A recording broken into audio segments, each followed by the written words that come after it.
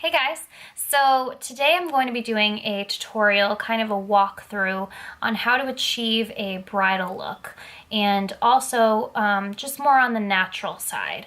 I get a lot of requests to do videos on certain looks that I post on my Instagram, and 9 out of 10 times those are some really like elegant, glowing, natural looks. I am really like a big glitter fan and highlight fan, but sometimes I tone it down a little bit, and that's usually what caters to most people, especially brides. And that is something that I know how to do as a makeup artist because I have to be able to give everyone what they want. And usually that can be from really dramatic to really natural. So I have to know how to do everything and also a little bit in between. And I've had a lot of experience with brides over the past few years, and I've had a lot of inquiries to do brides and bridesmaids in New Hampshire, where I used to live. However, I'm really far from there, and this summer I'm completely booked up. So I told someone that I would do a bridal look to help her on her special day, and I figured this would be really helpful for a lot of people because I feel like everyone is getting married. It's probably just this time of year, but I turn on Facebook and somebody else has gotten engaged, and I wish that I could help people out, but you know, everyone usually books up really far ahead, and this year I've been super lucky to have a lot of clientele on the Cape. So I figured this would be really nice just for people to kind of have as reference if they don't want to go and find an artist, and then if they want to do their makeup on their own day. So I have tons of products that I feel are really great for brides specifically, and I have I can give you tips and tell you how to use your own makeup to achieve the same kind of look. So this is just really laid back, something that you shouldn't stress about, and can be really easy. I should also mention that a lot of people request the same type of look, which is natural, on their wedding day. And there's ways of doing that with having makeup on and not looking crazy, and the favorite term is cakey, where people feel like they just have so much on. We'll talk about temperature and, you know, if you have an outdoor wedding during the summer, how certain products will be affected by that. And what else was I going to say? Flash photography is something that's really sensitive when it comes to your makeup. Sometimes you want to have on a little bit of extra blush so that when you have flash photography taking your photos that day, you don't look drowned out and pale and like you have nothing there. So we'll talk about all these things, and I'll just kind of go through it, kind of like a get ready with me type tutorial. And I'll list all the products that I use, but just know that there's plenty of things out there that are similar to what I'll use today that you can grab too.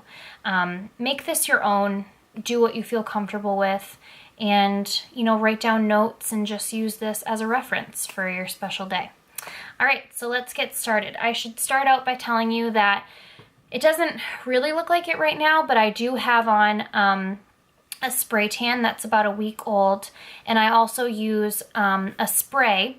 It's by Bondi Sands, and it's a really nice mist that I put over myself, but I use a brush, and that's what I use on my neck and my face. And that kind of just gives me some light color so that I don't look sick or dead. So I have that on right now, and I've also done my brows. These are some things that, you know, worry about on your own. If you do your brows, you know how to do them. That's kind of your own thing. I use Precisely My Brow by Benefit. It's really nice because it is really precise, so it can create those hair-like hairs, I guess. Do whatever you want. And if you don't do your brows, don't worry about it. Don't stress. Bring some tweezers on your special day because you don't want to have any strays. And sometimes photographers can get really nice headshots of you and your husband or wife. So you just want to make sure that everything, you know, looks kind of clean, but don't feel like you need to go crazy with the eyebrows. what else was I gonna say? So other than that, what I love to use is primer, because this is something that you need to last for a long time. So I start out with my bridesmaids or my brides by using the Becca Backlight primer. This has kind of like a gold champagne look to it. I just use a couple pumps. Rub that together and put it all over your face. This is gonna help keep everything on and in place for a really long time. Primers and setting sprays are the two things that will make everything stay. So once you've done that, usually I go ahead and I'll take some coverage concealer and just kind of go over any like dark circles, blemishes, discoloration, and after that I would use my airbrush machine and do the rest of the coverage. However, because you're probably not using an airbrush machine, there's other ways of doing this. So you can either use BB creams or you can use your own foundations. So what I'm going to use is the Josie Maran Vibrancy foundation. I think this is my shade right now, so I'm just gonna go with this one. It's very hydrating. I have very dry skin. What I like to use is this Tarte buffing brush and MAC setting spray, Prep and Prime. And I'll just spray my brush and kind of, you know, grab some of that foundation on the back of my hand and do some circles into my skin. This is the same process that you would do for BB creams or whatever foundation you have. This looks like it might be a little bit darker than what I am right now, so that's an easy fix. You just bring it down your neck. Make sure you do that with your foundation. Blend it, because you don't want to look like you have a line of makeup. And concealer will kind of help bring everything together too. So once I've done that, I'm going to use my Tarte Rainforest of the Sea concealer. This is also a hydrating concealer. I also have the Shape Tape, but that's for someone who's a little bit more oily and wants something matte. This is lighter coverage, so this is what I'm going to use today because this is more of a natural look. And I just take some of the product and do like 3 dots. You can do some here and you can do some here. And I'm doing it in those spots because that's your T-zone where the light hits you most and where you want to highlight. So just think of a T right across your face. And then I take my blending sponge and I just blend that all in. You can get blending sponges at CVS or Ulta, and all the products that I'm using today can be found at either Ulta or Sephora. But you can get versions of everything at CVS or whatever, Target. And I go over my eye with it too, like I just blend it everywhere.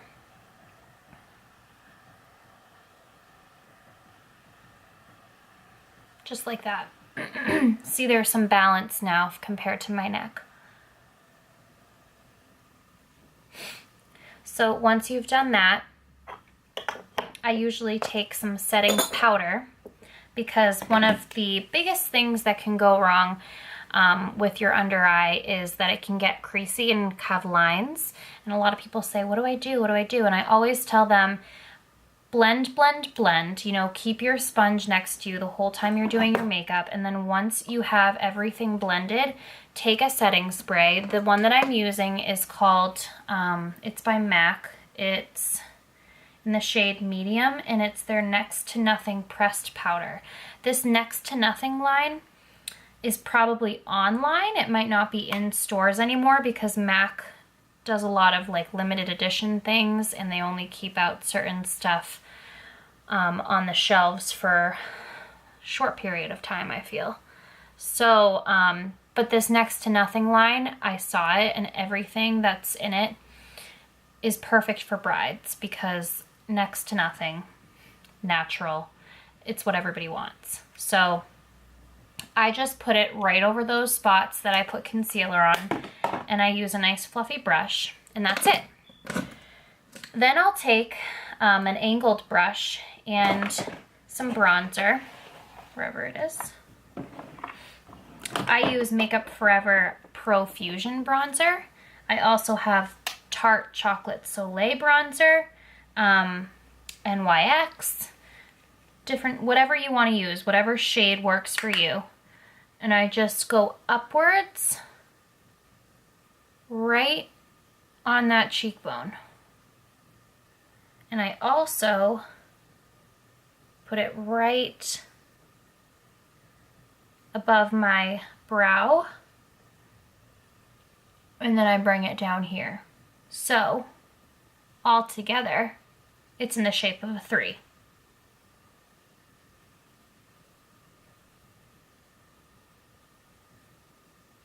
Do a little bit up here on the hairline, and then you'll want to do the same thing to the other side.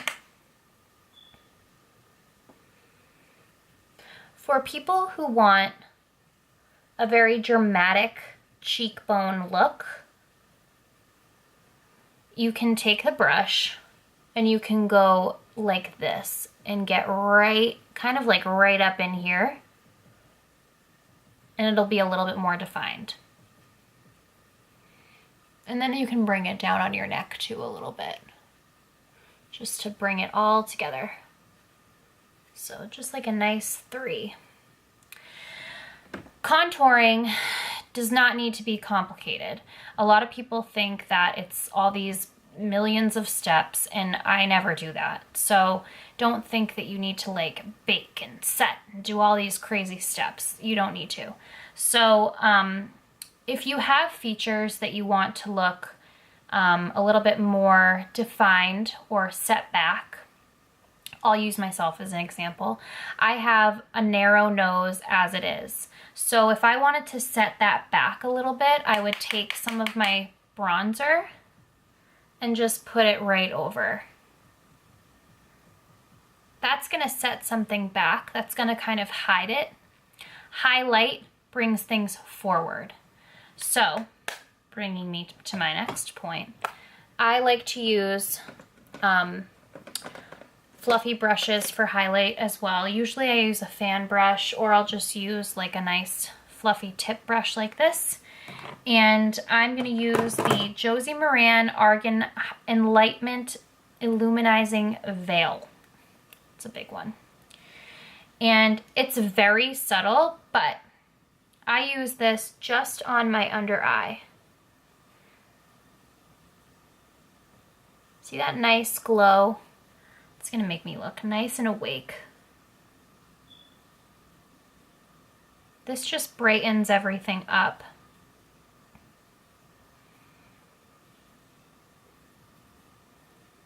So again, that was kind of in my T-zone, but I'm avoiding my nose. A lot of people do highlight right down the tip of their nose and even, you know, right here. I just don't, because I already feel like, you know, I have the shape that I need. I don't need to make it look any more narrow than it already is. And then I'm going to use Anastasia